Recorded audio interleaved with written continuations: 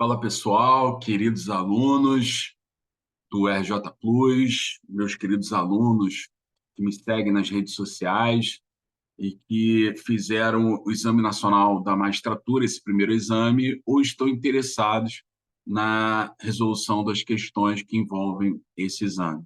Bom, eu vou focar aqui nesse vídeo na questão que, a meu sentir, deve ser anulada. Eu não vou abordar as demais eu não vejo nenhum questionamento em relação ao gabarito que foi ali entregue pelo gabarito oficial.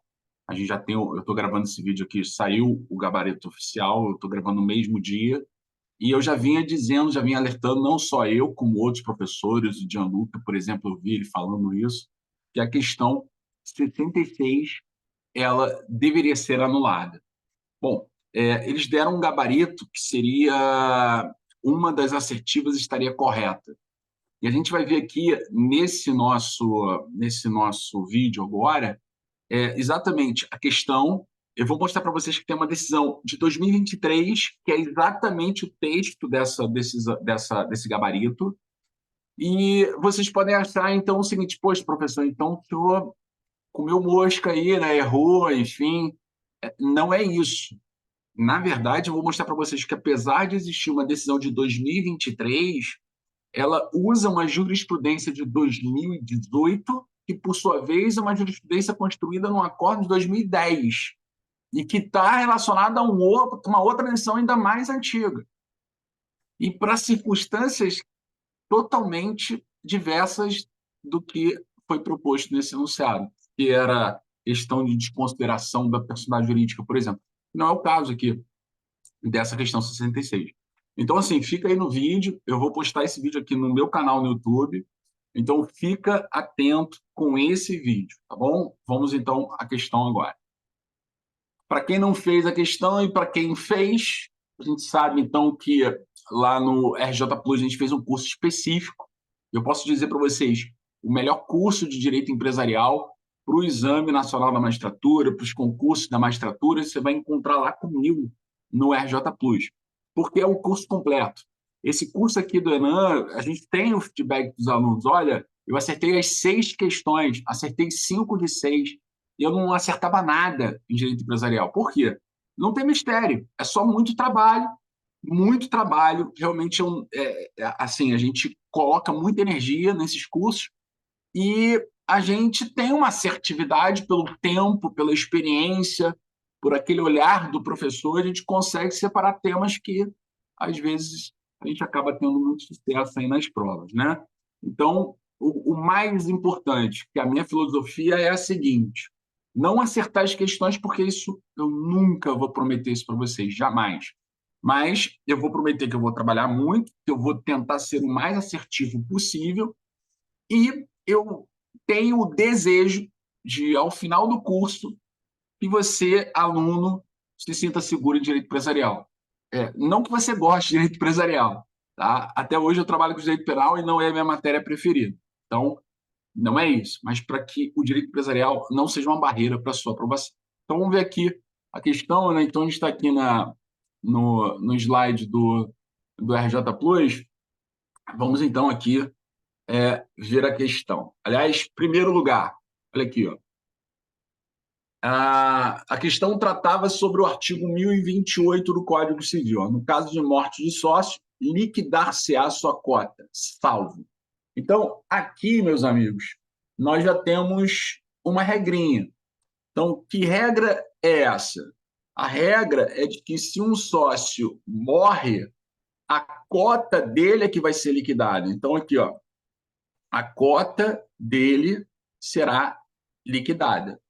Então, o que significa isso? Liquidar a cota. Essa é a regra. A sociedade vai continuar com os sócios remanescentes e a cota do sócio falecido vai ser objeto de uma apuração de haveres. Então, essa é a regra. A cota é liquidada, ou seja, vai ser feita uma perícia, que a gente chama de apuração de haveres, para saber qual é o valor que deverá ser entregue para os herdeiros lá no inventário. Mas essa é uma regra que é excepcionada aqui, ó, salvo. Então, salvo aqui, ó. Primeiro, se o contrato dispuser diferentemente, ou seja, se o contrato ele disser que o sócio falecido vai ser substituído pelos herdeiros, então isso vai acontecer. Agora, atenção, hein? Atenção. Apesar da existência daquele chamado princípio da Saizine, do artigo 1784 do Código Civil, que os bens do autor da herança passam automaticamente para os seus herdeiros, na verdade, a titularidade da cota não é automaticamente transferida para o herdeiro. Ele vai substituir o sócio falecido, mas é necessário que você promova a alteração contratual para tanto. Perfeito? Cuidado com isso. Tem decisão do STJ, embora sobre sociedade anônima, nesse sentido está correto. 2. Se os sócios remanescentes optarem pela dissolução da sociedade. Então, aqui, nesse caso, os sócios que estão remanescentes, eles querem a dissolução da sociedade. A morte de um sócio não vai produzir a dissolução da sociedade, mas os sócios remanescentes entendem que aquele sócio que morreu ele era muito importante. Então, vai ter a dissolução da sociedade pela vontade dos sócios remanescentes. Aí vamos dividir a partilha entre o sócio remanescente e os herdeiros daquele sócio falecido. E a terceira exceção, quando houver um acordo entre os herdeiros e os sócios remanescentes para a substituição do sócio falecido. Então, nesse caso, mesmo que não haja uma cláusula contratual, pode-se dar a substituição do sócio falecido pelos herdeiros, desde que haja uma concordância por parte desses sócios remanescentes. Bom, então vamos lá. A gente vai aqui, então, agora observar a questão já tendo esse briefing aqui, já tendo esse panorama, esse cenário. Tá? Lembrando que a gente tem que lembrar aqui, deixa eu colocar aqui em cima para vocês, ó. E se for uma sociedade com apenas 2 sócios? Sócios pessoas físicas, né, por exemplo. Quando um deles falecer, o que acontece? Então, esse é o ponto que foi objeto da questão. Então, aqui, ó, essa é a pergunta. E se for uma sociedade, vou botar aqui para não ter dúvida, limitada, com apenas 2 sócios, quando um deles falecer, o que acontece com a sociedade? Ela é dissolvida? O que acontece aqui nesse caso? Então, é isso que você vai ter que responder ó, aqui, ó, nessa questão que eu vou colocar aqui para vocês agora, que foi a questão 66, prova 1, tá? Do primeiro exame nacional da magistratura. Então, suponha-se que Habermas e Dworkin tenham constituído no Brasil regularmente uma sociedade limitada, não é limitada, voltada para a venda dos livros jurídicos por eles escritos. Cada um dos sócios ficou com 50% das cotas da sociedade. Investiram nela R$1 milhão, valor total do capital social da sociedade. O negócio fluiu muito bem. O faturamento anual, depois de 3 anos do início das atividades empresariais, alcançou R$8 milhões, com lucro líquido de R$2 milhões naquele ano. Olha, tudo isso aí é o que a gente chama de perfumaria, tá? Nada disso aí é necessário para a solução da questão. E aí ele diz ali, nela são vendidos tanto os livros escritos por Habermas quanto aqueles escritos por Dworkin. No 4º ano da existência da sociedade, Dworkin, que era sócio administrador, veio a falecer. Sobre a continuidade da sociedade, analise as afirmativas a seguir. Então, não é questão de consideração da personalidade jurídica, é questão de continuidade da sociedade. E a gente viu o artigo 1028. Né? Então, vamos lá. Primeira questão aqui, a primeira assertiva. O falecimento de Dworkin acarreta obrigatoriamente, olha aqui, ó, obrigatoriamente, a dissolução total da sociedade. Não, isso só aconteceria se o sócio remanescente quisesse, na forma do artigo 1028, inciso 2, a dissolução total. Então, nós temos aqui, portanto, tudo errado no inciso primeiro, né? Nem o caráter personalíssimo das atividades, né? Nem está tudo errado a assertiva número 1. Assertiva número 2. O falecimento do Dworkin acarreta obrigatoriamente, aqui, ó, obrigatoriamente, a dissolução parcial da sociedade, com o pagamento dos haveres devido ao espólio falecido, podendo o sócio remanescente explorar a atividade econômica individual por prazo indeterminado.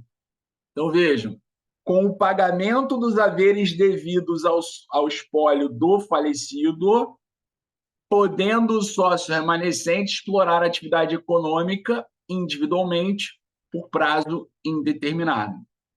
Então, aqui a gente tem um problema. Primeiro, tecnicamente, não é dissolução a palavra correta. Tecnicamente, a gente fala em resolução da sociedade em relação ao sócio falecido. Dissolução seria para aquelas hipóteses do artigo 1033, 1034, 1035. Então, tecnicamente, por exemplo, a gente fala em dissolução parcial para exclusão de sócio, direito de retirada. A gente não fala em dissolução parcial para morte de sócio. Para morte de sócio seria uma resolução da sociedade em relação a esse sócio. Bom, então a gente tem aqui uma palavra que é empregada de maneira equivocada, tecnicamente equivocada, mas que ele disse que acarreta obrigatoriamente a dissolução parcial da sociedade com o pagamento dos haveres ao sócio devidos ao espólio do falecido, podendo o sócio remanescente explorar a atividade econômica individualmente. Parece que explorar a atividade econômica, isso aqui, ó, explorar a atividade econômica individualmente é o que faz um empresário individual. Empresário individual faz isso. Explora uma atividade econômica, uma empresa individualmente. Tá? Então, isso estaria errado também. Tecnicamente errado. Tecnicamente errado. Então, o que o sócio remanescente pode fazer uma das possibilidades é ele dar continuidade à exploração daquela atividade, sim, como sócio único, mas quem vai explorar a empresa é a sociedade e não ele. Então, a sociedade prossegue com o sócio único por prazo determinado, pelo menos é o que hoje prevê o artigo 1052, parágrafo 1º do Código Civil. Mas o obrigatoriamente aqui mata completamente a questão. Esse obrigatoriamente aqui, ó, mata completamente a assertiva número 2. E a assertiva número 3? Então, a gente tem ali a assertiva número 3 dizendo que o falecimento de working não necessariamente importará na dissolução total da sociedade.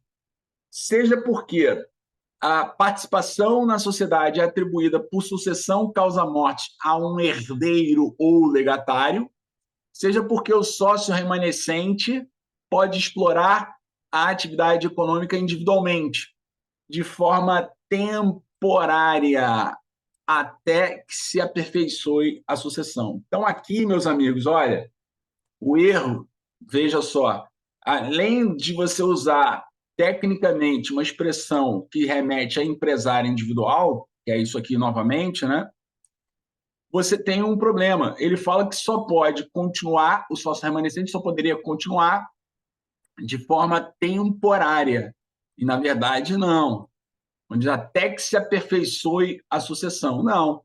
O 1052, então, ele estabelece a possibilidade de nós termos, então, essa continuidade sem nenhum prazo, né? O 1052, parágrafo 1º. Então, a gente tem, portanto, aqui, né, erros tanto na 1, na 2 e na 3. Então, para mim, questão que deveria ser anulada.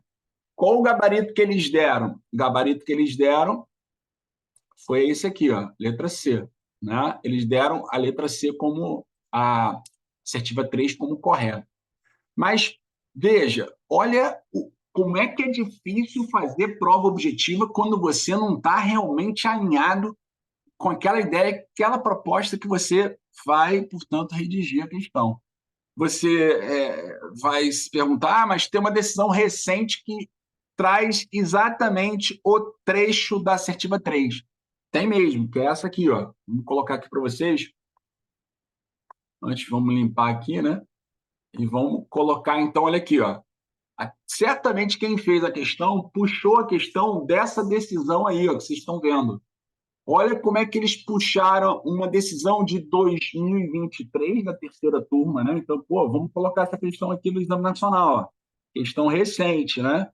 Aí colocaram, nos termos da jurisprudência do STJ, o falecimento de um dos sócios, embora possa gerar o encerramento das atividades da empresa, em função da unipessoalidade. Isso não acontece mais, meus amigos. Isso aqui está ultrapassado. Isso não acontece. Você tem dois sócios, falece um sócio, não vai acarretar o encerramento das atividades por conta da unipessoalidade. Não necessariamente importará em sua dissolução total, seja porque a participação na sociedade é atribuída por cessão causa-mortes a um herdeiro legatário, seja porque a jurisprudência tem admitido que o sócio remanescente explore a atividade econômica individualmente, de forma temporária, até que se aperfeiçoe a sucessão. De quando é essa decisão? Que é esse precedente é de 2018, antes da Lei da Liberdade Econômica, um precedente, portanto, que é anterior à vigência do 1052, parágrafo 1º. Então, a gente não tinha esse cenário, só que hoje a gente tem. Então, esse cenário aqui, temos um problema, vai acarretar a unipessoalidade da sociedade, vai acarretar a dissolução total. Não. Por quê? Porque hoje a gente pode ter a possibilidade do sócio remanescente, então, dar continuidade na empresa. Então, veja, a gente tem aqui, deixa eu colocar para vocês aqui, ó. Então, a pergunta que eu fiz, né? O que acontece quando, em uma sociedade limitada com apenas dois sócios, há o falecimento de um deles? Então, a pergunta foi essa. E a resposta é: primeiro, a sociedade prosseguirá a atividade com o sócio remanescente. E a cota do sócio falecido será objeto de liquidação. É a regra do caput. Segundo, o sócio falecido poderá ser substituído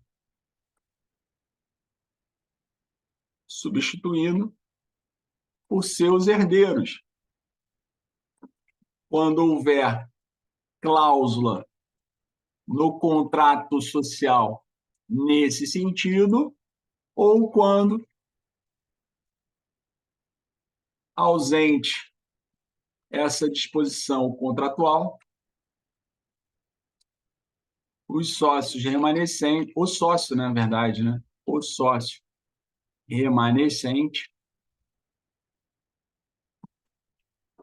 celebrar acordo com o herdeiro. Se for herdeiro, inclusive no plural, gente, tem que esperar a partilha. Enquanto não há partilha, o espólio vai representar os interesses dos herdeiros na sociedade. Terceiro aqui, o sócio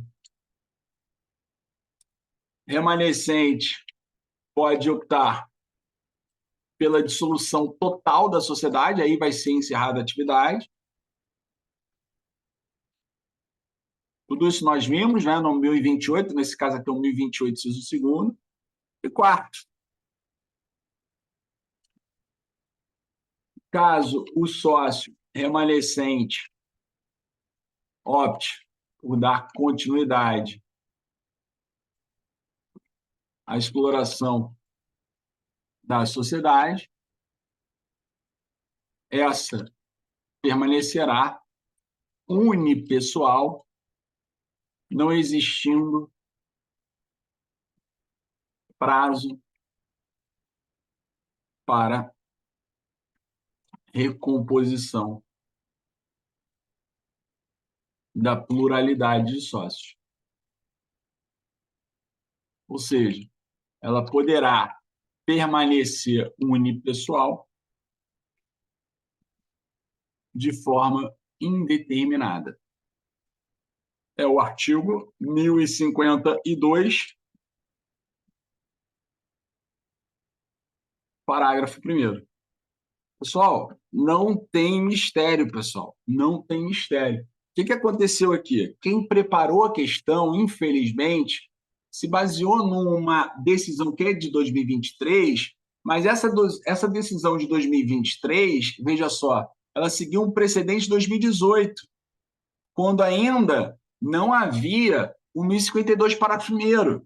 Então, a decisão está errada. Oh, perdão, a questão e assertiva, no caso, a assertiva número 3, está completamente errada. Não tenho dúvida quanto a isso. O que é o justo? O justo é anular a questão. Tem que ser anulada.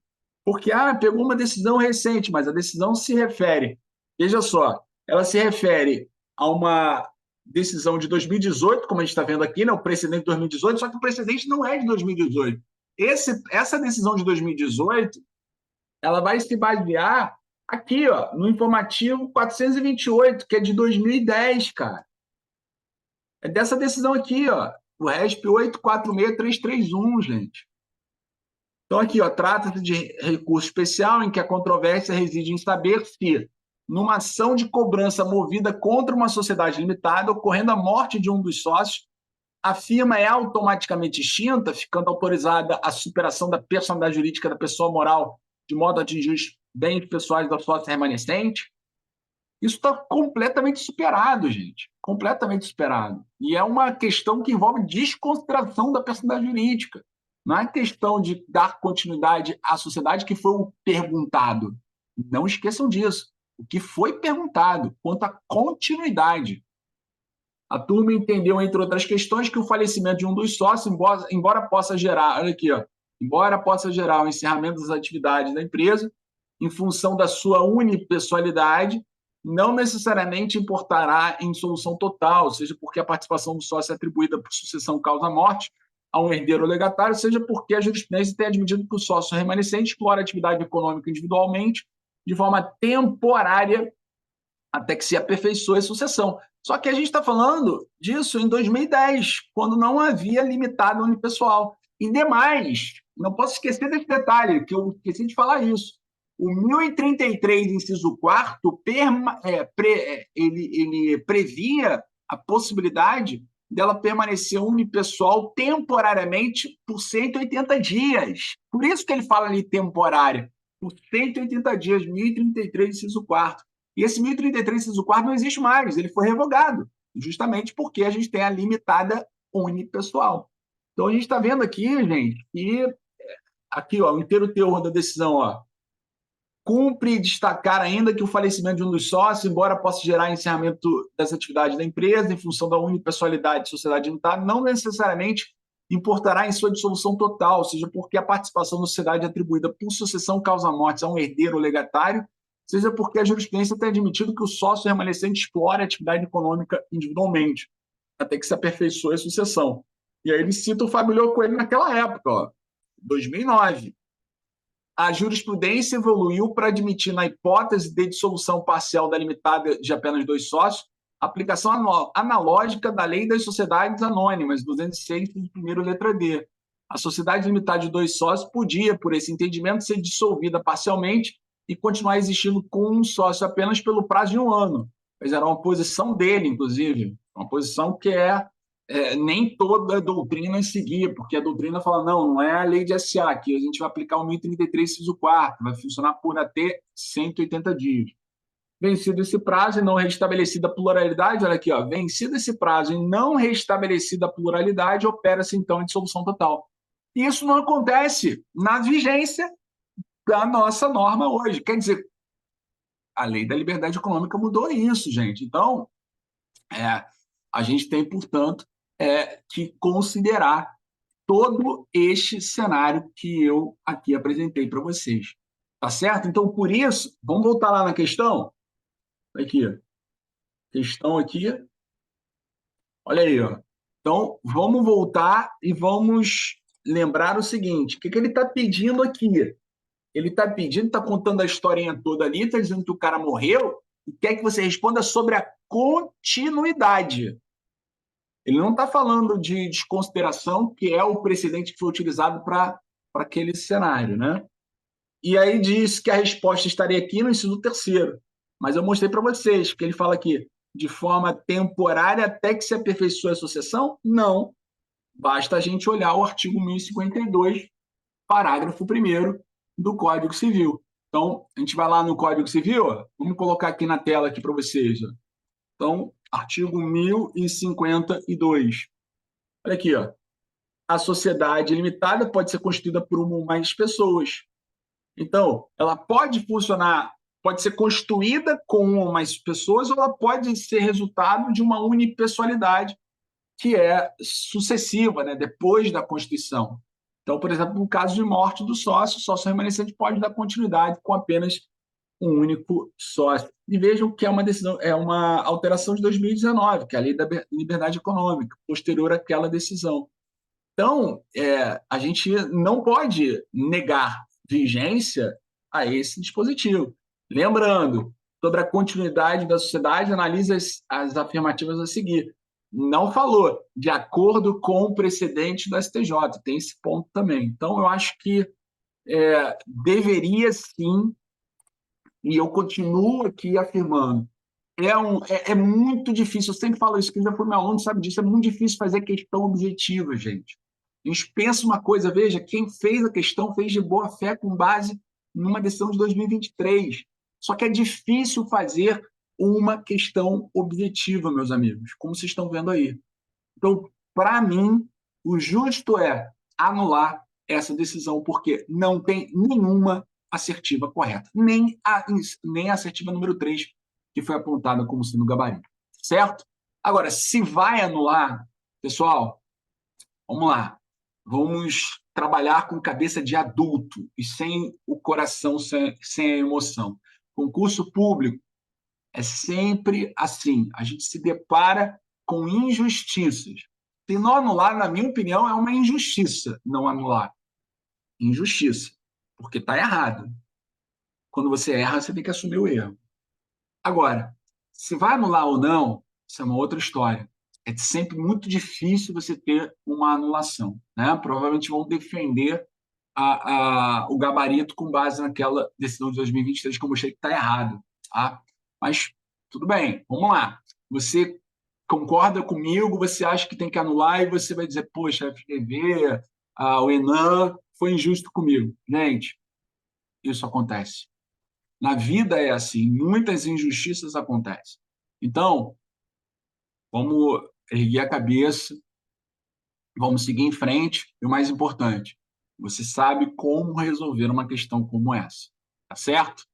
Grande abraço para vocês, bons estudos, te espero lá no nosso curso de Direito Empresarial no RJ Plus. Valeu!